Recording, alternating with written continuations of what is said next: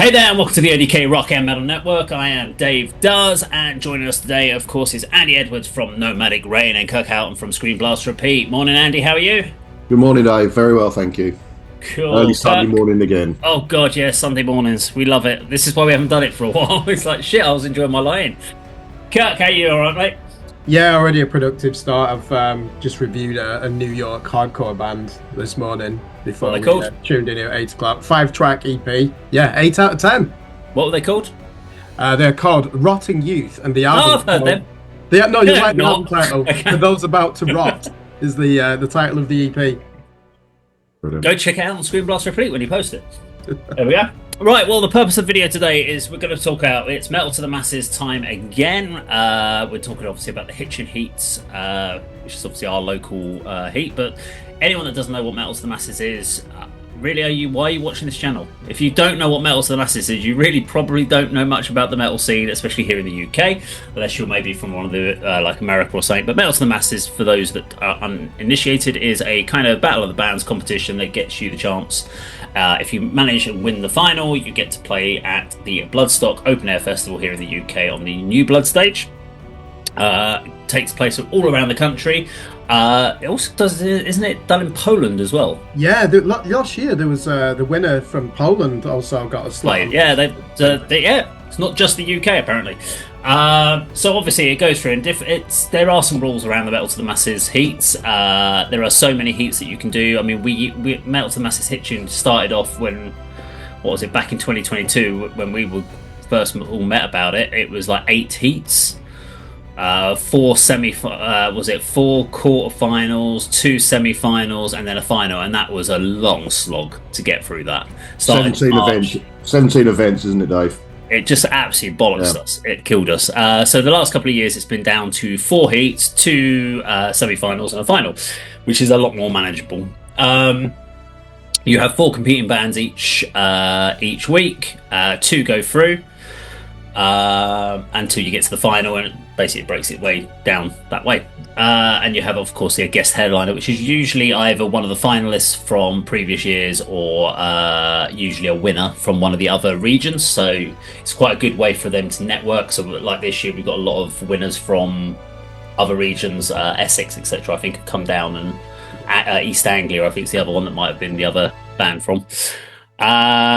And the way that the voting system works, for those that are interested, is it's 50 on the heats. It's 50% of the vote comes from the audience, 50% comes from the judges. When you get to the semi-finals, I think it's 70-30 in the favour of the judges, and then at the final, it is obviously decided by Simon Hall from Bloodstock, who comes down to every final and picks his winner for the show. So it really is. I would say, as long as a band is capable, competent on stage. In the first place, there is a chance that every band could get out of the heats depending on audience votes. But that doesn't mean once they get through the heat, they've got to then really, it's down to the judges' part after that, because the 30-70 split on the semi-finals is not really going to swing it massively on the audience side of it. So you really have to really push it. And we've seen that in previous years where we've had bands that we thought were shoo-ins to get out of the heat that didn't. I think the bigger one that we can remind ourselves of was A Killer. Yeah, the Cambridge Melodeath band. Shocking that they didn't get out of the heat. But they didn't get out of the heat, and the problem was they had no crowd for them, and the other bands that were on there was it Acts of Vengeance on that one? No. By the way, the 2 that went through were excellent, though, even though A Killer didn't go through. I think it's fair to say that. Trying to think who it was now. I can't remember who it was, but it wasn't like a really brutal heavy band that went through. But what it was 2 bands that were quite similar in style. And what you've got to remember here is you get 2 votes. You get your main vote and your secondary vote, which means especially if you've got like friends and family that come in, they're not into the rock and metal, and let's say you're a clean vocal band, so you got your mum and your dad come in. And then you've got you've got 3 other bands on there. 2 of them are going, and the other person's kind of got a clean vocal delivery. You're probably going to vote for the person with the clean vocals that you can understand if that's what your son or daughter in their band doing. So that's where a lot of the secondary votes can also help bands get through and beat out some of the really heavy ones, which means audience vote is vital in these first stages. Another good example of that, heat by heat. We've got 4 heats. Dave. Can you hear me? Another example of a band who we all thought were going to least progressed through the heats, and they were my sort of pick for the win in that year. That was Denali. I think they were in Heat 1 a couple of years ago. They didn't get out of their heat because I don't know who they're up against, but they're kind of almost a niche band, you know, Death Doom. I mean, they're excellent. I absolutely love Denali, but obviously didn't appeal to the crowd on that night. And as you said, if you haven't roped in your friends and family to vote for you, that is a factor, isn't it? You know, you can be as great as you can, but if you don't appeal to the majority of the audience in the crowd, you may not progress. Well, the other thing you've got to remember, I suppose, with us as well, is that doesn't matter. You could have all of the audience vote, but you still couldn't get through if your capability isn't there. And there are certain criteria that they're looking for. So songwriting, stagecraft is a mass stagecraft, stage presence. All of those things they're going to be looking at. I love the way that you're smirking, Andy. Isn't professionalism one, like turning up on time, not overrunning on your set? Yeah. I think the professionalism is more because if the judges aren't there for sound checks, but there is an element of if you turn up for your sound checks and you're a bit of a dick or you fuck around, the sound guys will let the judges know. Sticks will take no shit. Yeah, and it has been said before in the back where people have been all right on the judges, but when it's then got to the back room and they're doing like the breakdowns, there's been some conversation about unprofessional behaviour, and that has marked the bands back down afterwards. So you have to be, you should be on your best behaviour, but it's generally like working together, getting on and off in time, not fucking around on your sound checks and being dicks. There have been bands that have done that historically, and so things like that, and overplaying your set. If you've got a 30-minute set time, you don't go 32 minutes over. Stuff like that. Also, you get marked down for covers, Dave. Can I just clarify that? Now, it's generally the general rule is no, you shouldn't be doing covers. However, each region can make an overall on that and may not enforce it. However, if you turn up and play a full set of covers, you are not going to get through. If you do one in the right way, and you do it well, but you've got a strong rest of the set, then it won't be marked down on you. And that was something that was obviously brought up 2 years back with, what was it, Buried on Sunday? Buried on Sunday did 2, didn't they, in the set? Yeah, they did a Chris Cornell one, didn't they, and something else, which they did. It was amazingly well, but I was a bit pissed about that one, in my opinion, because I was like, no, you've done a fucking cover. And the thing is, you've got enough material in your set to not have to do a cover. So when you've got like an album and a half's worth of material out there, you do not need to do a cover in your set unless you're pandering to the audience. But we should talk about the heats. We've got 4 heats, and at the end of this, we're going to each put down who we think are the 4 finalists. It's very hard. We can't take into consideration, obviously, the audience votes could sway any of our thoughts. But I'm purely based on the bands that are in there. Who do you think out of these bands are going to go? Now, some of them, you may not know all these bands. I've obviously checked them all out. So I've got my list of who I think will make it to the end. But let's have a look. So the Heat 1, which takes place tonight. First band I've got listed down here is a band called Nova Ghost. I've kind of listed them as a bit more kind of metalcore. Very strong band. Listen to sort of the single. Very powerful, big, full-on weight. Do they have clean chorus vocals? Sorry? Do they have clean chorus vocals? Never went that far. What? I'm not going to sit down. I can't research everything. It's fucking metalcore. Remember, we hate that element of metalcore. So if no, you hate that element of metalcore. I like that element of metalcore. Right, okay. You hate the cliche. Hang on, you said you checked them out. You didn't even get to the fucking chorus. No, I kind of listened to a bit. I had to sit there and listen to all the heated bands very quickly like yesterday, just so I knew what the hell they were about. But the bit I did hear of them, good strong vocals, were not weak vocal deliveries. I was trying to find with all bands live performance videos, because obviously that will give us an idea of stagecraft, because that's a big part of it. But I didn't find any Nova Ghost ones, so no real idea. But I think they've got a good chance. Be really interested to see them. Have either of you checked any of them out before? No, I haven't heard of them. It's one band, or one of the bands in the competition I've not actually heard of, but then I've looked at their profile on Facebook. Have they sort of manifested themselves from another band? Some of the guys look very familiar. Did you find that out at all, Dave? I don't know. Kirk, do you want to look into that one for us while we move on to the next band? Yeah, will do. Next up, we have Lucid High. So we've had these guys play played with them on a couple of different bills recently with Telescribe. So we have it's hard to kind of place these guys as far as what they are. They're a bit groove metal, but they've got a bit of funk and soul in their sound as well. So it's a good, real interesting matchup with the vocalist, because she's not your traditional metal vocalist. She does some really interesting runs, sometimes not quite always within the rest of the context of the song, in my opinion, but on the album, really good. Live wise, getting better and better. So if they can do a great show and really nail that mix of them, they've got a good chance of getting out there of their heat and going forward, I think. Thoughts then, Andy, on Lucid High? Yeah, they played at A.D.K show, and I think didn't they open one of the latter rounds last year? Guest head, yeah, they were they were new on the scene, weren't they? I think. And they also opened the Cage Fight show at Club 85 in November. Yeah. So I've seen them a couple of times. Thoughts? Like you, it's difficult to categorise this particular band. I mean, I struggle with many to put them in the right pigeonhole, but. Yeah, you're absolutely right. There's definitely been an improvement with the vocalist, as I've seen them in over the last few months and second half of last year. Yeah, well, I'll be meeting them later, so you'll find out. Yeah. It's difficult for you, because you're competing against modern metal. I mean, that's the term on their Facebook page. I mean, that could be anything good. That could be anything modern metal. Yeah, I would call it a prog metal band, and the vocalist has got like a soulful, even kind of blues voice as well, and they're going to be compared with Oceans of Slumber, because they've also got like a grinding low tempo at times, but they use some really interesting high frequency melodies in their ethereal guitar effects, like Tesseract. So I think out of us three, I'm the most enthusiastic about this band. I think they're in a very tough heat though when you look at who they're up against. I'm going into this, even before I've heard a note, probably giving them a vote. That's how much I rate these. I think there's a lot of potential with Lucid High.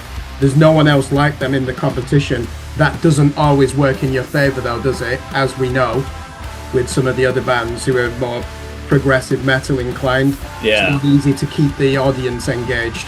I think these are one of those bands that I desperately want to hear them on record more than I do live.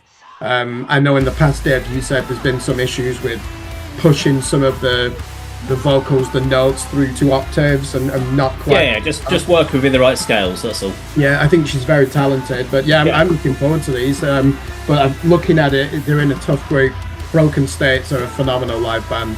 Broken States, what they kind of groove metal. New metalcore, would you say? Not really new metal, I'd say groove metalcore. Yeah.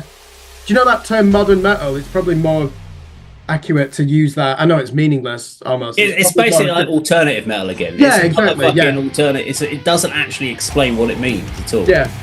I think at the Broken States, they will get the crowd going. Maybe they're modern alternative metal. Let's call it. No, I think they're alternative modern metal. Alternative modern metal, okay. But yeah, no, good band. We've got them, and also they're playing on the 29th of May at the 66 Bar Show.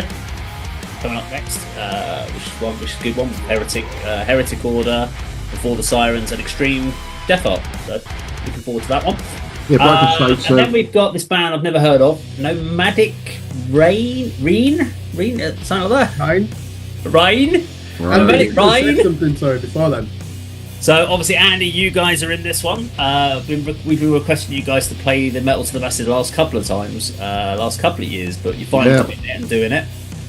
It's doom, isn't it? Really? Yeah. It's unapologetic doom.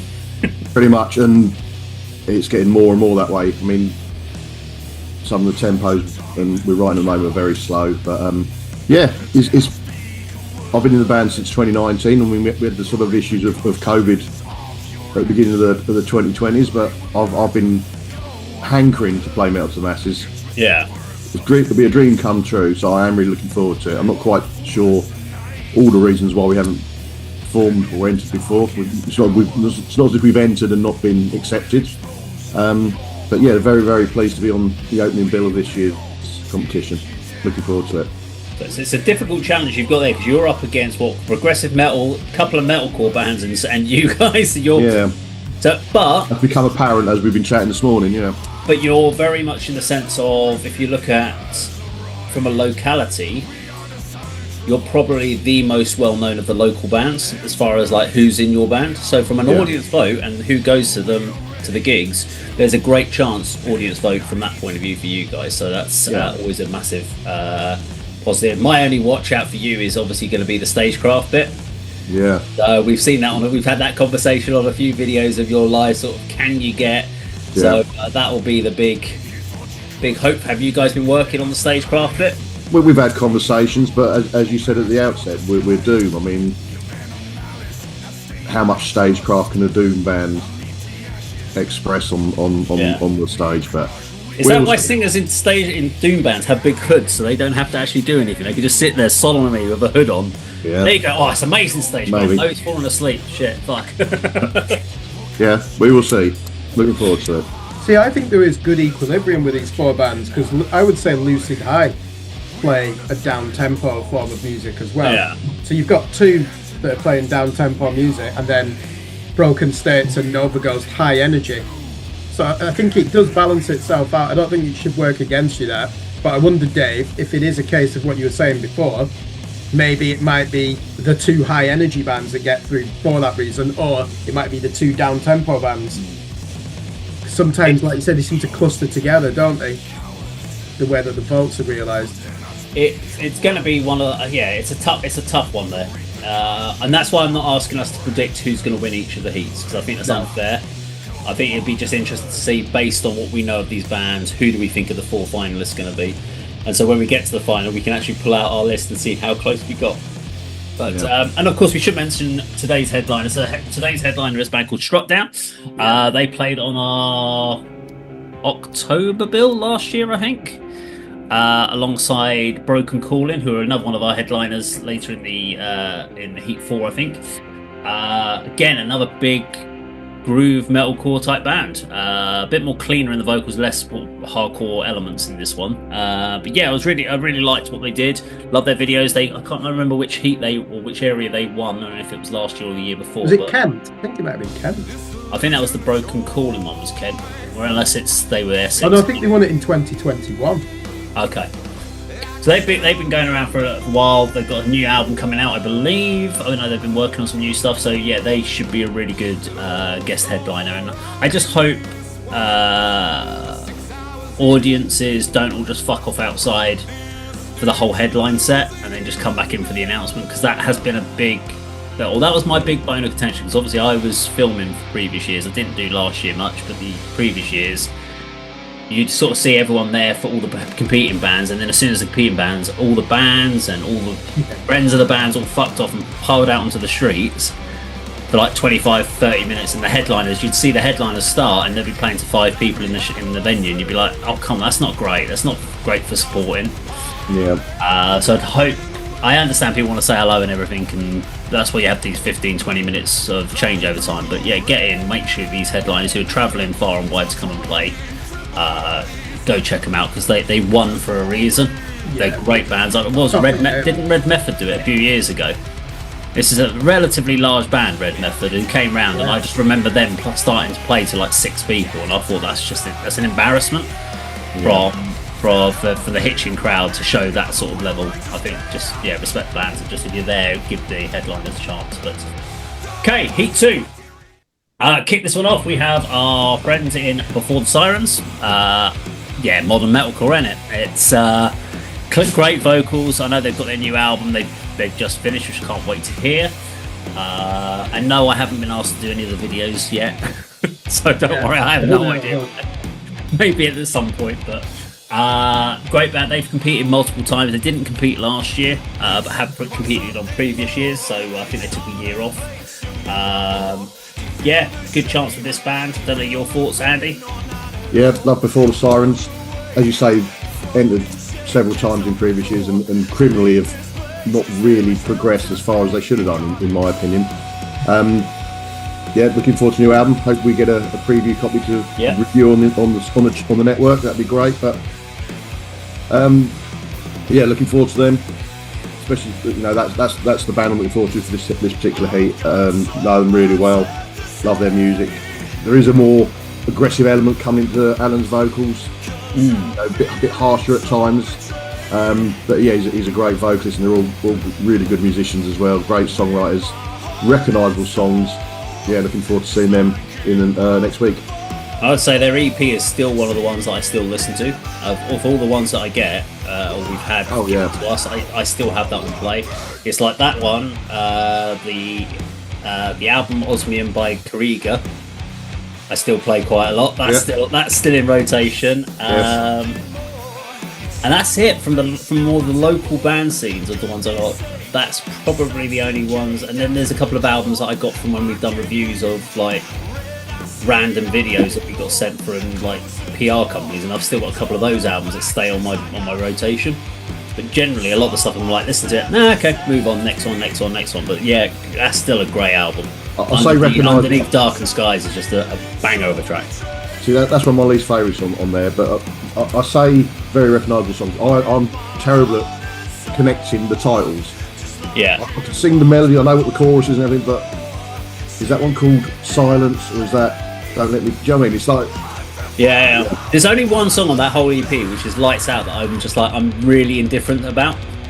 See, I like Lights Out. It feels like something from the previous, something that it doesn't feel like a progression, whereas everything else felt progression. And Low, to be honest, I've heard Low so many times, I'm like, yeah, I can't deal with that one anymore. Anyway, Kirk, thoughts on Performed Sirens? Yeah, probably, I think it's worth saying that Alan, no one puts more thought into the vocal phrasing of heavy guitar music in our scene than Alan, and that's why they always stand out. I agree with Andy, great songwriters, and criminally never got to the final. They've got everything. They've been doing this for 20 years. They've all grown up as, they've known each other since they were kids, 3 of them in this band, and there's so much goodwill amongst the band members and with us, and I'm just shocked that they never got any further, because these are top of the game. I've already used that phrase once, but you're right, they're getting heavier and heavier as well. Yeah, I agree. I actually would call this metalcore, isn't it? With that like mainstream heavy metal element and alternative rock in there. And famously, I used to keep comparing them to Helmet, and then Alan said, "I've never heard of Helmet. Not heard one song by them." You know that one of their biggest ones is Killswitch Engage is one of their biggest influences as far as Alan. They've got more. They've got more for the groove element rather than the thrash metal side of things, don't they? Yeah. Great songwriters. I'm looking at the next. Who have you got next? Then? There was still a space for this heat. So I think there's only 3 competing bands at this point. So the next one I've got is Apollo, right? Which are a kind of grunge band. Again, I've only seen a little bit of. What I'm also going to say here. So when I was going through these bands, very few had any decent music videos to give me a clear indication. I had a few bands had rough, raw live performances, which are really hard to judge a sound quality of a band, especially when it's like crappy, poor quality camera phones, not like iPhone 16 or whatever it might be now, versions where the actual sound is pretty good. But these were, it's hard to tell, but yeah, grunge band, really interesting. I haven't really couldn't really find too much about them, so yeah, it'd be interesting to see where they go or where they come from. I didn't have any other thoughts, Kirk. Yeah, I mean, with grunge, it's like, are they coming at it from the Pearl Jam classic rock side of things? Are they coming at it from the punk rock, Nirvana, Mudhoney, or the more metal elements? It's like on last Thursday when we had Smoke Over Elsewhere. Yeah, they had like a punk grunge element to them, and I really liked them live. I thought they were really fun. But you could feel that grunge element coming through, and it really depends on how they portray it. If they do the slow grunge, if they do the Pearl Jam stuff, I don't think they'll go through. If they get the high energy one, yeah. Well, I mean, I don't. Like you said, we keep trying to convince Andy, don't we, to listen to Soundgarden, because it's basically art school doom metal that they're playing, and Alice in Chains are just a metal band. I prefer that element of grunge.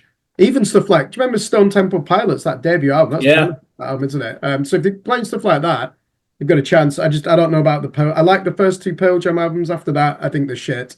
This is where Andy's like, he's tuned out this whole section now. As soon as he said grunge. I was going to say, well done for finding anything on this band, because I certainly didn't. But I mean, it's a single word. I mean, there's plenty of bands who use Apollo in their band title, but not just singularly. So it doesn't tell you anything about them.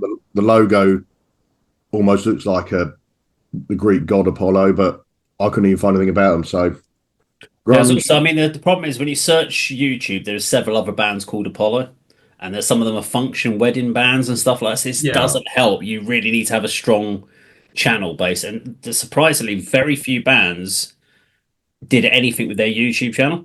Like, there's a few bands that have been going for a couple of years, and they've got like 10 subscribers with like 4 videos. And I'm like, but then I go onto their main page, like Facebook, and they've uploaded loads of shorts into Reels. I'm like, well, why are those shorts on there only? Why are they not on your on your YouTube as well? What? I don't understand.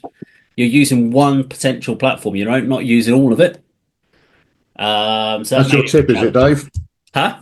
That's your tip. Utilize YouTube more.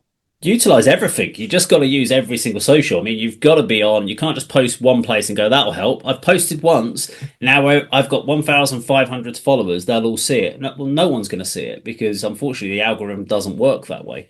Yeah. We've got 1,500 followers on Facebook. And if I just post it on our main page, about 4 people will see it because they've interacted with our page on a regular basis. If you haven't interacted with the A.D.K Facebook page, it doesn't matter if you're a follower, you're not going to get to see our thing.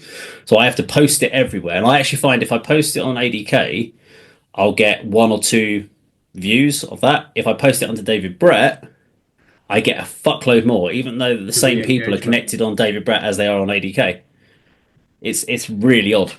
So next band we've got is Flying Cymbals, hard rock band. Again, issue with this one, lack of any music videos or anything like that. Only had live performance stuff. Sounded cool. Guns N' Roses type hard rock, would you say? Yeah, I think there's a bit of sleaze rock in there. It's a challenging one to have a look at because, to be honest, if Apollo or Flying Cymbals brings a big crowd, they could be the 1-2 that go through out of that heat and not Before the Sirens out. Because Before the Sirens are a very different band to the other 2. But you also then have to throw in the fact that we've got our headliners, Extreme Death Art. So if anyone's coming for Extreme Death Art, they're definitely going to be more inclined for the Before the Sirens music than they are for the other 2. So you then get those. So this is where we have to really... You can start, like we talked about, like when we had Dead Flesh who won last year, we said the challenge was, could they get out their heat because of the bands they were competing against? None of them were that heavy, and the others, but luckily, partially luckily, but they were rightfully the winners. But in that particular heat, no one brought a big crowd, particularly for each individual band, so it then became much more down to the balanced vote.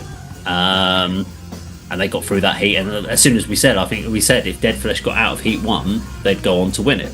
Yeah. Which they did, but it was always competing because of who they were up against.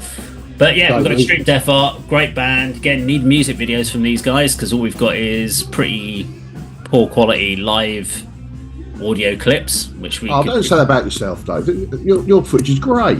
Footage is great, but the audio ain't great on it because...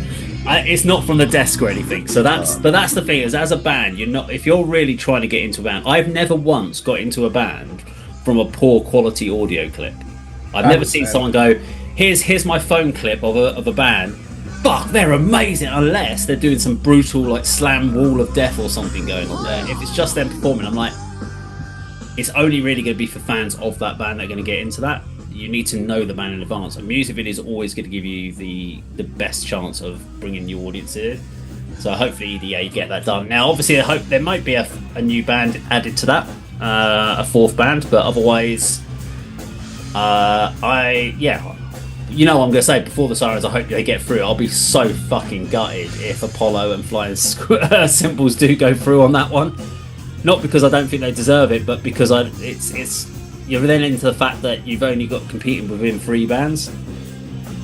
Yeah. And so only one person gets knocked out, and that's not the right. It's just not right. It can't happen. Yeah. if you don't progress in a lineup of 3, that is quite not good. Demoralising, isn't it? It's not as if we didn't get through. It's like we came last out of 3, isn't it? Yeah. But yeah, it's a bit concerning. There's still a gap. I mean, it's a week away. The challenge, I think, is there are a lot of bands, but it's also the issue. I mean, because we got asked a couple of times by a few different bands, like, is Tellers doing Metal to the Masses? And the problem is, we looked at the dates and we were like, right, well, we can only do this heat. So, for instance, Heat 2 we couldn't do because Kim and Mike are away. So we're like, well, we could have done one of the other heats, but then we looked at the semi-finals and we're like, well, we can't do either of the semi-final dates because Use is away or something like that. And we were like, well, we just can't do. We couldn't confirm we could do the date. So we were like, well, we can't do it then. We can't compete. And we've had a couple of shows, things come up, HMS Fest and stuff like that, where we've looked at the dates and we were like, no, we can't do it now because someone's away or something like that. Something's come up and we just can't do the shows. And that is the big problem. I think it's different when you're a younger band. Younger bands can do pretty much any dates whatsoever. They don't give a shit. Whereas as you get older, you get more commitments in life and you suddenly go, no, I've got this week away, we've planned this holiday, we've planned that, and you suddenly go, shit, when you've got that many people in the band, you can't really balance it. So that's why I think there is a bit of an issue there. But what I am glad of this year is it's a lot of new bands in this year. It's not a rehash of all old bands again that coming through. Obviously we've lost a few bands in this year already. Silver Hex has disbanded, we've got Black River Dogs has disbanded, both bands that have competed historically. Interestingly, no Elysian Divide in the competition this year. They're playing in Northampton. Oh, are they? Might be very soon. I can't remember because I spoke to Shane about that because Shane from Extreme Death Heart has joined Yes. Divide. Yes, he has. Yeah. So, I mean, yeah, I'm really looking forward to them. I love Extreme Death Heart. Absolutely brutal. But yeah, they do need music videos. At least. Yeah. Oh, yeah. We were going to talk about HDD, weren't we? Yeah, the headlining, I think, guest headliner. That's impressive where they are now, considering they only came onto the scene 2 years ago. True. Yeah, very impressive. New album coming out soon as well. Let's talk about heat number 3. So first band on, we've got a band called Withdrawn, who were one of our opening bands on previous years. They were one of the guest opening slots, and then they've also played. Did they play on the Famine night? They played on a recent one at Club 85, didn't they? They were one of the opening bands. They weren't on the Famine one. I think they have. Yeah, these are interesting. These are female fronted. Yeah, multi vocalists though. I think the guitar player, bass, and the female singer all harmonize at various points of the songs, from what I remember. Really interesting. I think interesting band. Very hard to find anything. All they've got is clips for them on Facebook. They've got nothing on YouTube, but loads of little tiny specific clips. So normally what I will be doing from an editing point of view, when I edit this video, I'm going to be putting footage up from any of the bands. Fortunately, Withdrawn, I have no footage for you, so you ain't getting any footage for me to play about you because I have nothing to access. Because you've only got a few little reels and stuff on your Facebook. So definitely get your stuff onto, because you've got plenty of content. Put your shorts on YouTube, get them on there, as there's a benefit there as well. But yeah, I think they could be a really interesting band. Next up, we had Headcount XVR, which is kind of like a thrash metal crossover band. I think this is a really interesting band for this competition. Having checked them out, I think they've got a really good chance. If they can get out of their heat, they could easily go on to win it.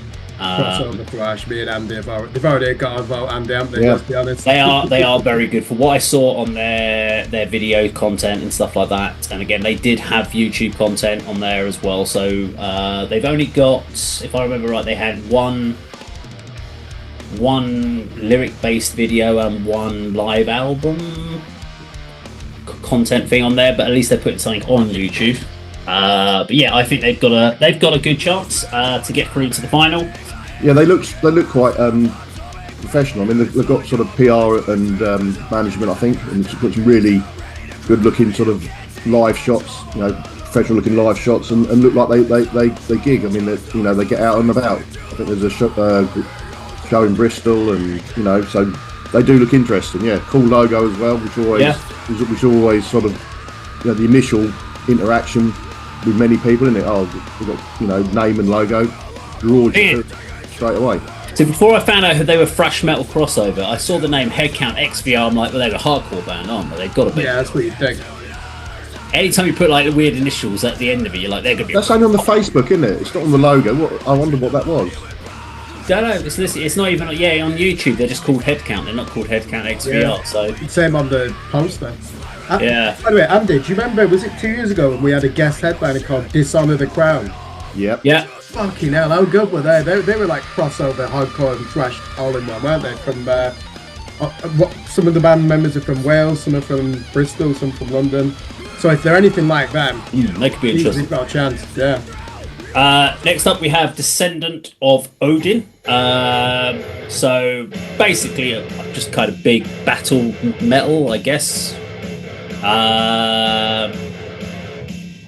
It's an odd one, this one, because it's not an actual full band. So it's Amrit, and has he got another guitarist with him this time? It's just the two of them. This backing music with him playing.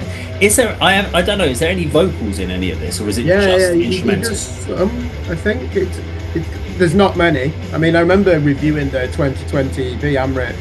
Amrit, by the way, live, phenomenal. You know, when he gets into it. Oh yeah, he loves it. His head, playing his Amon Amarth death metal riffs. It's a sight to behold. Honestly, it really is breathtaking.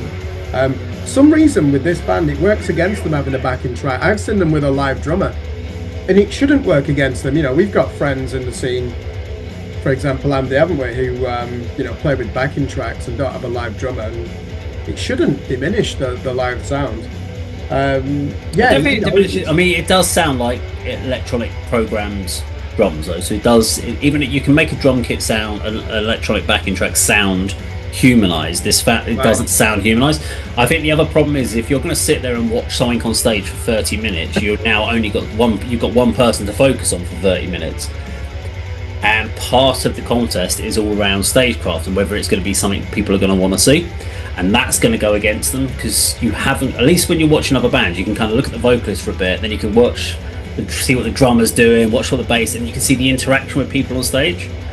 So it kind of reminds me again, like we had that band Psycho Drive a couple of years back, and again that was just guitarist, drummer, vocalists, and they had this massive stage to fill up, and from a spectacle point of view, there wasn't a lot going on stage. And that always is my worry for Amrit and Descendant of Odin, is whether or not that's going to come across and that you can get past that, because it is part of the stagecraft. That is a big scoring part. When you've got to score it out of 10 stagecraft and you're going, well, he's really good, but is it entertaining enough? Yeah, I mean, what I think is always been a hurdle for Amrit and Descendant of Odin is the lack of vocals and lyrics. I mean, it's the occasional sort of chorus chants, you know, to rise the crowd, all that. I mean, he is extremely talented. I mean, a local band will release a new single and video. The next day, he's posted the cover of it. You know, he's worked it out and has played a note perfect. Yeah, he's good. So, no diminishing his talent. He's got the knowledge of the Norse mythology because it comes through in the titles and these sort of between song introductions. But if he could translate that into full songs and lyrics and find someone to deliver it for him or do it himself, he could go far. But he's reliable as always as someone who can fill a gap in a lineup as well. That's just, you know, if there's an opening act required, you know, give Amrit a call and he'll be there. I mean, he's had a few years out from performing, but it's good to see him back, and I wish him well. Okay, and the last competing band with Heat 3 is a band called Vampira, listed as horror punk. Interesting look to the band, so I like the fact they're going for some theatricality on there. I've watched it again. It was one of these ones that has a lot of live clips, so I had a look at all the live clips. My worry for this band is stagecraft. So we've talked historically about vocalists who are timid or afraid to commit to like audience engagement. And the footage I've seen recently is the rest of the band rocking out, getting into it, giving attitude, and vocalist is not projecting, almost like singing inside voice, like they're just talking at room volume. So I really hope this vocalist steps up and gives attitude, because out of everyone in the band, the vocalist in this band is the quietest, shyest person. It almost feels surprised that she's on stage with the rest of the band. Like, what am I doing here? Am I doing this okay? Well, I'll put some clips up anyway, but it is one of those things that I'm just a bit... Yeah, it's going to be a real challenge for this band to get past that stagecraft element. They've got to improve that for them to get out of the heat. But it's good. You only get better with experience. So remember them at Bolstock? We covered them, didn't we? They played Vampira there? Yeah, they were there. No, I don't think so, Kirk. Didn't they open for the final? They opened for the final, yeah. They might have been a Bolstock. Sorry, yeah. They were at Bolstock. You went to get some food, so you missed them. Yeah. Yeah. Shame. Any thoughts then, Kirk? Because you've obviously seen. I like watching the drummer in punk bands, but it's not really my type of music. I think the image, they've got a unified image as well. Yeah, which always helps. Yeah, it's quite rough music, isn't it? Punk, nothing wrong with that. It's just that after 2 songs, I kind of know what to expect going forward, and I do tend to lose interest. But punk's about that attitude. Yeah, exactly. That's the thing is, if your vocalist hasn't got any attitude, then you've lost the point of the punk element. You kind of, it's almost like they're trying to do a Misfits kind of vibe that they're trying to go for without having the Glenn Danzig out front giving it the full attitude. Yeah, it doesn't work that way. So I'm hoping that over time that they can develop. But again, vocalist just being a little bit too shy, unconfident, needs to step out, get out of her shell, needs to be given a bit of a shake and step up to the plate on that one. But hopefully, fingers crossed, they can do that on Heat 3. And we have our headliners, the wonderful Lowdown. Yeah! Launching an album as well, aren't they? Alpha Omega. So it's an album release show. Are they doing that on that one, are they? Yeah. All hail the riff. That's going to be the motto. Well, it's not officially the album launch because that comes out in July. Oh, no, sorry. July. Yeah, it comes out on the 25th of July, doesn't it? Yeah, it won't be an album launch. No, I was going to say that. Because that's got, they've got, what was it, Bright Black and Buried on Sunday supporting at Club 85. Yeah, sorry, right? Yeah. And then the following day, we've got Buried on Sunday and Lowdown and Telescribe and Firefall playing Northampton. Yeah. So they've got a weekend of show, and they're playing a festival during the day as well, I think, somewhere as well. So they're doing a lot of shows. And so many bands could learn from these. As for stagecraft, these are 10 out of 10, aren't they, every time? I think they've been finalists on the last couple of years. Great band. Well, unfortunately, not able to get through. I think what's been weird is that on both finals, he's had some either technical problem or something. Because wasn't it 2 years ago his guitar had a problem, so he had to not play with guitar. Broke a string in the first couple of songs. One final. What was the issue last year? Oh, he wasn't health-wise. I don't think he was 100%, was he? I don't know. It was something not quite. Yeah, it wasn't their best overall performance. It's really weird because you can see this band, you can track them through the heats, and they have amazing heats, and it gets to the final, and it's not as good. But it's with other people. But the problem was they went on. Dead Flesh were first on last year, if I remember. Yeah. And I don't think anyone wanted to follow Dead Flesh because the crowd just went fucking nuts. I think Kodama did, and I said that Kodama can actually follow Dead Flesh because they're so sharp, so tight as a unit. But yeah. Yeah, it's interesting. Kodama aren't anywhere in this as well. It's kind of strange. They've done it too many times. I remember we said though. I think they did headlining last year. They did a headlining slot last year. No, they got to the final last year. I think they entered it. Oh, maybe they did headline the year before. Yeah, they've been in the. I've lost track of the years. Yeah, Kodama, I think, are beyond Metal to the Masses now, unless they go and do a heat up north or something like that. My only bug for Lowdown is I went onto their YouTube channel. And they've removed all their old videos. Like Tell Me More is no longer on there. Is that the one that you and Andy are in? Yeah, they've literally only got on their videos on YouTube is the recording of the new album and the new video because they're like almost doing a hard reset of the band, so you can't see anything before the new album stuff because they're trying to be like, well, because Tell Me More is on the new album. Yeah. But I think they're going to do a new video if they're going to do it and stuff like that. So they don't want to be. They want to kind of have a new set, and also Ant wasn't in that video. And yeah, true. But I'm still like, I fucking love that video, you bastards. Because you're in it. You two are right at the front, aren't you? We were there, rocking out. The tiny tattoo shop, yes. That was our Heat 3. So Heat 4, the final heat. It's actually probably one of the most interesting heats in my opinion. Heat 4. So kicking it off, we have long-time competing band Hereward, groove metal. I'm putting them down too because there's a lot of groove in their stuff, and they are changing. They've got some a bit harder edge on the newer material. Love this band. Love what they do with their image. always evolving. This is a band that is always thinking about how they move their band forward. They're not going to just sit and be the same band for the last 3 years. And they've got better. Every time I've seen them live, they're just tighter, more professional, better stage shows each and every time. So yeah, really looking forward to them. Andy? Yeah, love Hereward. Fortunately, I didn't see their A.D.K show tail end of last year, or was it earlier this year, where they introduced January.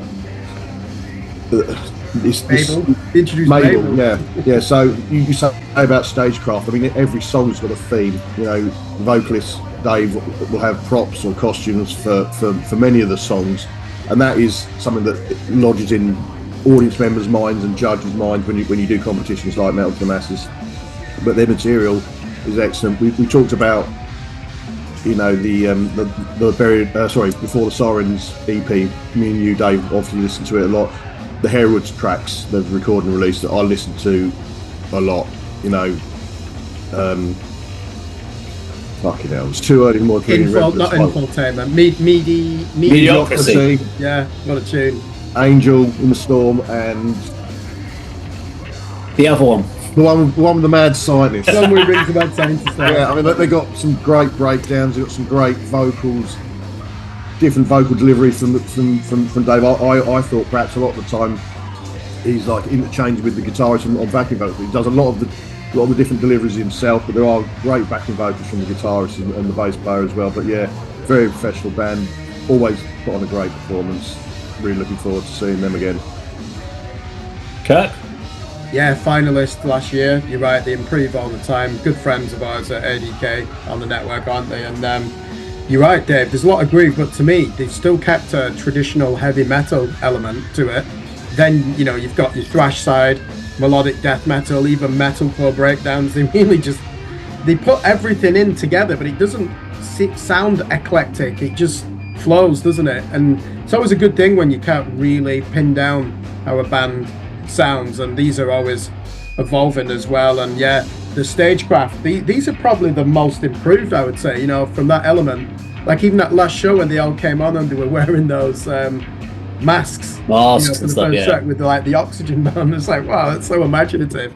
And I think these really understand, don't they? There's difference now between a gig and a show, and they've started to approach a live gig or concert or performance like that. It's like, what can the audience leave with? Yes, we want to engage them as well. What are they going to remember from it? You know, so good outside, not even an outside bet. They'll probably get to the final. Hereward. I think they're one of the strongest bands on the scene now. Okay, next band on the list is Kirk's favourite, Acts of Vengeance. Always have to put it as Kirk's favourite band. So yeah, they are unapologetic thrash, aren't they? Really, is the best way to put it. We've seen them again, a band that's got better and better every time we've sort of watched them. Built-in confidence, stage presence. We've had them on a couple. I mean, we've got them again on. They're doing our Christmas show, 18th of December. We had them at the Bedford Esquire show. Played recently with Telescribe with them at the Horn, and just really tight act. I know they recently played the Crawford Arms. I think, I saw that. So yeah, they're out. They're building a following. And yeah, if you're thrash metal, you can't really go wrong with them.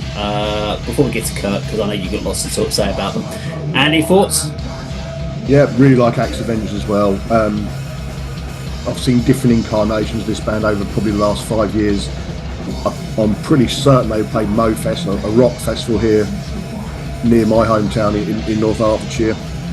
I think at that sort of stage they were more sort of traditional heavy metal. Some of the early EPs reflect that as well, but they're definitely, as you said, unapologetically thrash.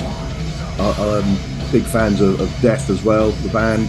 A couple of, Baptized in Blood is a homage to that, and they do a couple of Death covers I've heard in sound checks and that. But yeah, definitely improved and progressed over the years. The lineup's been strengthened and solidified. The new guitarist, or he's not that new now, but Nick on second guitar really adds, the harmonisation to the songs which are on the recordings, just to bolster that live sound. But yeah, finest as well for me.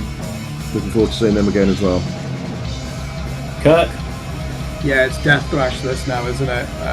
Death, Sepultura, these are big influence on it. Creator, Unapologetic, good word. They just come and they just slay, don't they? And Marty's vocals are getting better each time as well, aren't they? There's a real bloodthirsty element to those. And rhythmically, one of the tightest bands in the scene now. We're friends with most of them, aren't we? Like Poe, for example. In fact, I think I was due to meet up with him before this heat. There's a couple of things he wants to discuss, get my opinion on as well. Yeah, I think you can expect an EP each year from these as well. They've really got a momentum going now. They record the songs at Marty's house, and they are so enthusiastic now, aren't they? Like you said, the lineup. Marty wasn't the original vocalist, was he? Either, you know, no. He was playing guitar. Now he is the main focal point. But live, you can just see how much they love being on stage and bringing the thrash metal riff. So yeah, I think it's safe to say they'll get my vote for this, just because I love their music. Okay, next one in Heat 4 is a band called Temperamental. Weirdly, there's a few bands called Temperamental when you search for YouTube. It's not just them. there's a few bands have gone, that's brilliant, that's such an original idea. No, there's a few people have decided that that's exactly what they want to do. Once I found the correct band, kind of new metalcore, from what I listened to from them, they kind of reminded me a bit Machine Heady. Cool. So yeah, really cool. I actually really like these guys. Haven't heard enough to really kind of make much more of a judgment on them, but they've got the weight and the power, and this is where it gets really tricky, because they have enough to get to a final or get out of that heat, but they've also got Acts of Vengeance and Heraldwood, bands that of a similar ilk that could easily, this is the point where you're like, can we get 3 bands or 4 bands out of this heat? Well, we'll talk about Stranger as well in a minute, but it's a tough heat, this one, because they are so far 3 very similar, very good bands. I mean, have you guys checked out Temperamental? Yeah, they played Melted Masses East Anglia Cambridge Heat last year. Oh, okay. Oh, fucking hell, yes, this band. I know what you're talking about. Was you there? Yeah. Yeah, I mean, we one where On Your Life were playing as well. That's right, yeah. Yeah, these were awesome.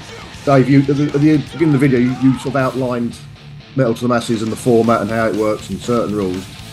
Well, certain rules don't apply to the Cambridge one because there's no audience vote there. I honestly do not know how bands progress through Metal to the Masses East Anglia. That's another topic. But yeah, Temperamental. Yeah, they impressed me. I think they opened the night. You mentioned Machine Head. They've got the same Machine Head lineup, as in guitarist, vocalist, and 3 other members. Can't really add much more to that, but they are in what is in football terms the group of death, aren't they? I mean, you've got 3 strong, excellent, well-known Hertfordshire bands, and then Temperamental. So you just don't know how it's going to work out there. They could progress, but they're up against it. I think they've got a tough draw. Yeah. These are good. Yeah, I've seen them live. Do you know, now I've identified them, even though it is the group of death. Yeah, probably the thing that could work against them is not having any of their audience with them, because live, these really do slam. You know, it's like the intersection between groove and thrash metal, isn't it, that they're playing? But they do have some quite imaginative and highly technical vocal arrangements in the chorus. I think you can go quite high as well, the singer. So yeah, big Anthrax influence on this as well. Very impressive band. The last band we have is Stranger. Progressive rock is probably the best way I could put them. Progressive math rock, I would call this. Math rock. So these are like the real outside as far as the stylization, because they don't really. I mean, the time that I remember watching them, where they did Metal to the Masses a couple of years ago, and I just was sitting there watching, going, I'm confused. Was the best way that I could put watching. Because I was like, okay, there's a cool rock bit going on, but hang on, there's 2 vocals doing it. They seem to be singing 2 completely different fucking things. It's like you're singing 2 songs at the same time, and I'm like, you're making my head hurt, guys. You're really making me work for this song, which is kind of cool in one way, but also really difficult in another way. So this is a band where I think if they turn up without a crowd, they're going to struggle to get out of the heat, because it's a very cerebral band. If they bring a crowd, their crowd that gets them the vote, they're going to have a real challenge in the other bands of who then goes through. Which, if Stranger brought the crowd, the secondary vote would be Hereward if out of that one. I think based on the clean vocals, and you could see who would get knocked out on that one. But it's such a strange one. But Stranger are one of those bands that, if you can go in there with an idea of wanting to understand intricate songwriting and layered songwriting, they're a really good band to go check out. Similar in the same way I would say, like I talk about bands like Indifferent Engine. Yeah. If you've never seen them, you need to go and see them. Even if you only see them once, to understand, to experience the journey. There are some bands you can just watch over and over and over. They're easily accessible, easy to get into. Stranger is one of those bands that make you work for their music, but I think it's worth it. You have to forget them, do you, either? I think that no matter what happens in this heat, people who've not listened to like mathcore or progressive rock or post-hardcore and not been exposed to it, I think once they leave after this night, even if Stranger don't go through, everyone will be thinking, who was that band? That was either weird or life-changing or just like baffling. Yeah, I mean it's like a cross between the Mars Volta and the Dillinger Escape Plan. Is really interesting. We've got an album coming out as well, which I've been given an advance listen to. So speaking to Stephen Theobald, who's a friend of mine, and we know him on the channel, they really just want to play some live gigs, and they just thought, metal to the masses. We've got an album coming out. Let's go and see. We've got a new drummer. So they're just happy just to be playing, and there's a ready-made audience there for them. I don't know how many people they'll bring, but yeah, I think these are a fantastic band. I agree with everything you just said there. They're very cerebral, got to put a lot of effort in, but sometimes that's a good thing. But I mean, Andy, like these are a band that absolutely baffle you, don't they? And I think that's what's intended by this. They are a baffling band, yeah. Yeah, I mean, absolutely incredible musicianship. I mean, I often find, I've seen them several times, and I've often just watching what Stephen Theobald's doing. I mean, he does, dual vocals, sometimes clean, sometimes harsh, but he's doing all sorts of things on his guitar. Absolutely mesmerising. But I absolutely agree with what you both said. It's not easily accessible. You do need to absorb and concentrate and try and get into what they're doing. Whether it's a sort of band that would be easier to enjoy live once you're familiar with the recorded material, I don't know. But like you said, Kirk, people are going to go away and think and remember a Stranger, for lots of different reasons. But again, it's a tough heat, and they'll certainly get the high scores on the musicianship and songwriting and originality and stagecraft. But this is the audience vote that may or may not see them progress. I mean, the thing is, they're a band that frustrates the average metalhead. If you're there with your pint in your hand, headbanging along to a band, and they start doing it, you're like, okay, hang on, what? They've changed tempo, hang on. Yeah. Okay, right, I'm on it again. No, hang on, what, they've done it again? What's going on? You just can't do it. The average metalhead's going to go, this is just, you're making me work way too much here. I just want to bang my head, have my beer, and just rock out to this. And that's what they do. They absolutely frustrate your average metalhead, which is what I love. I love frustrating the average metalhead. Right, we should talk about our headliner. So, our headliner for this is a winner from last year from whatever it was, Essex or Kent, I can't remember which one it was, but Broken Calling, who played our September show, A.D.K, and also they were also on the bill for the Telescribe album launch, featuring the old Nothing Gain singer. From my old bands. So yeah, good band. We've had them on. They also did Bullstock last year as well. So we've seen them on different locations. Seem to be going more in a kind of crossover industrial new metalcore crossover kind of vibe. Their recent one, was it MH24 and Unity, are definitely going. Great video. Was a bit weird, the video, as far as like in the school, the school hall with the hoods, and then the hoods came the village house.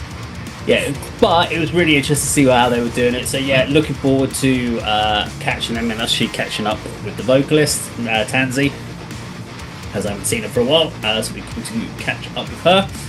Thoughts on the band from you guys, Andy? Yeah, I really like Broken Calling. We've done a couple of videos on the channel. Virus, I remember, was a really good song and a great video. Love their performance at Bullstock. again, very talented. Not usually my sort of style of music, but live performances is absolutely brutal. Love the interchange between the male vocalist and it's called Connor, isn't it? And really work well together. Like you said, they deserve to be headlining because they've won it. They're a great band, very professional, great material.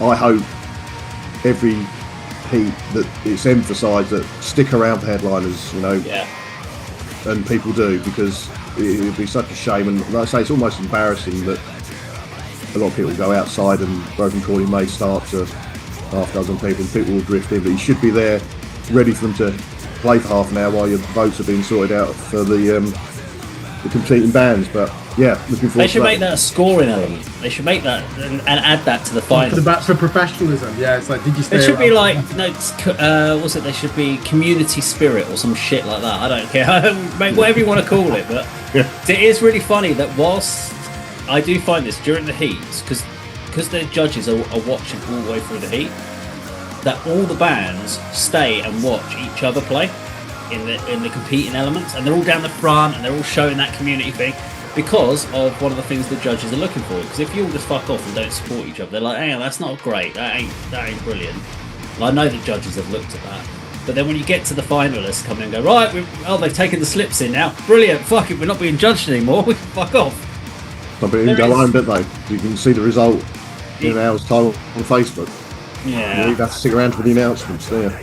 And there have been people that have gone. So yeah, people not staying around for all the bands. I do understand when, and we'll talk about that, I'm sure, at another time. But it is challenging when the band's finished by 11 o'clock on or 10:30 on a Sunday, and it is challenging if you've got to get up early for work the next morning. I get up for work on a Monday at 3 o'clock in the morning, so 10:30 finish. I've got to get up at 3. I might bugger off by the time the headliners come on, to be quite honest, if I'm just watching the competing bands. But it is one of those ones with the bands. It can be a bit frustrating, but hopefully people do stay around for them. Kirk, sorry, Broken Calling. Yeah, sorry, I should clarify. I've just realised I got them mixed up with Broken States. I always said Broken States for a new metalcore band. Clearly they're not. So I was thinking of this band, who were fantastic live, like you said, brought in more of an industrial element. So I think I should just clarify for anyone watching this. Sorry, yeah, Broken States are a groove metal band. You're absolutely right, Dave. I was mixing them up. I think these great to see. I think that they won. Was it last year when they won the Ken Metal Classes? Rightly so. We could see that when we saw their debut video, couldn't we? And there's so much going on. They've got a lot of like technical elements, cameos, haven't they, of other genres of metal that they sometimes throw in there as well. But it's all about the groove, the bounce, and the lyrics and the message. MH24, Mental Health 2024, and they've got a lot to get off the chest, but they always make sure that the crowd are having fun as well. And I think people will stay around for these. They definitely deserve it, and we'll get people moving as well. To say Broken Calling and Struck Down are both on Hammer Down management. And I know they've got Hammer Down are a good management company doing a lot of big things and festivals and expanding them. So if you haven't checked out Hammer Down, go check out Hammer Down and Harry White, who runs it and owns it. A bit of a shout out there a bit of plug there for Harry. Anyway, right, we now should talk about who do we think our 4 finalists going to be. We've now listed out how many is that? 15 competing bands. So I'm going to give you mine, because I've had probably more chance to sit down unless you've already thought about yours. I think in the final, depending on how the semis line up, as far as which bands are competing against which bands in the semis, if it all goes to plan, it would be Hereward in the final, Acts of Vengeance, Before the Sirens, Headcount XVR are my 4 for the final. Andy? Yeah, I just want to say I am so glad in my heat for Nomadic Rain we've avoided what I would call the big 3 in this, which is my 3 finalists: Before the Sirens, Hereward, and Acts of Vengeance. Don't really know anything about Headcount, but from what you've said and what I've sort of seen myself, I think they could go to the final as well, and Broken States as well. It all depends on the draw. Particularly the semi-final and who's up against who. Because this lineup that we've both agreed on. Who do you reckon out of it, based on who you think? Who's your 4th? See, it's hard for Andy though because he's competing in it, isn't he? It won't be us. I'll be able to get through the heat, but we don't know that. We won't. I'm not going to say no matter round against the final. I will stick with the 4 that I said. Agree with yours. Do you want us to pick a winner yet, or you can do it at the end? No, I'm not going to go for a winner. Can I go for a winner? Who do you reckon will win it then? Hereward. I'll put a star next to it that you think it will be them. Yeah. Okay. Yeah, I mean, it's hard because some of the bands we don't know, but from what you've described for Headcamp, they do sound like a very strong contender, so I'll stick them in the final as well. If we're going to say for the who do we reckon will win it, because I know it's Simon that's picking. I don't think logically like that, Dave. I'll just go for my favourites. But yeah, good point. Go on. Who do you think? Because Hereward's been in the final before and they didn't get picked by Simon. So my thought would be is if it's head count before the Sirens, Acts of Vengeance, and Hereward in the final, Simon would pick Acts of Vengeance. Is what I think Simon will pick for the win. So that would be my winner overall. Kirk, who are your 4 finalists and winner? Very similar. And I'm going to go for that band, head count, reaching the final as well, just based on them being a crossover thrash band. And we remember how well Dishonor the Crown went down as a guest headliner. You look at some of the winners in the past, like Muskill, thrash metal is very popular. Kadama, I still see as thrash metal. Even Sentient is like a modern version of thrash. So that seems to be the one genre that most people agree on in the Hertfordshire scene, along with doom metal, which is massive in Hertfordshire, isn't it? And sludge. So yeah, I'm going to go for them. Acts of Vengeance for those reasons as well, and they do get better each time. Hereward will make the final, and then let's have a think about this. You're going to say Temperamental, aren't you? They are good. They're just in the group of death. And if they don't bring a crowd, they're in trouble. Yeah, the problem is if you put Temperamental, then you can't have Acts of Vengeance or Hereward because that doesn't work. You've got Andy, now looking at it, now that I've stopped mixing them up, I think Broken States, that was their debut gig last year at Metal to the Masters, and they were already at a very high level. So they will go far. So I'm going to go for Broken States as the 4th band. And who do you reckon is going to win it overall if you're based on that, your 4 finalists? Who do you think is going to take it? I'll have to go for I'll go for Acts of Vengeance only because I've not heard head count. And I agree with you. Right. If Hereward didn't win it last year, I don't think Simon. Well, I mean, he could still choose them again, but I don't think that's ever happened, has it? He has a style. He's got a style. If you look at the bands that go through and go on to play it, Bloodstock, there's certain styles of bands he definitely goes for. See, I think Hereward belong at Bloodstock, well, because they bring in so many different angles. But there is a curveball to consider as well. It wasn't last year, but the year before, Simon Hall didn't attend, and it was, he didn't. It was the organisers. That was the Sentient picked it. Yeah, Sentient, yeah. So yeah, it's an interesting one. It's definitely an interesting one, but we've pretty much got the same bands with mild exceptions. With the Broken States or head before the Sirens variation, but should be interesting to see them for the final. Let us know who you think are the 4 finalists in the comments down below, or just leave no comment at all. It's up to you. Thank you very much. Thank you very much for watching. Get yourselves down to the heat, and we'll see you on a video sometime very soon. Take care.